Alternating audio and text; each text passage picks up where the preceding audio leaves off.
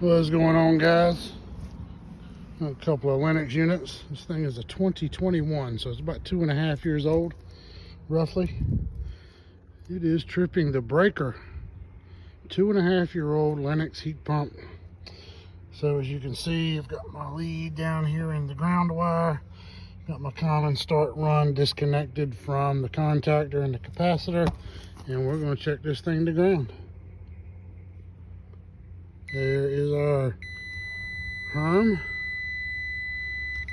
and here is our common, and here is our run.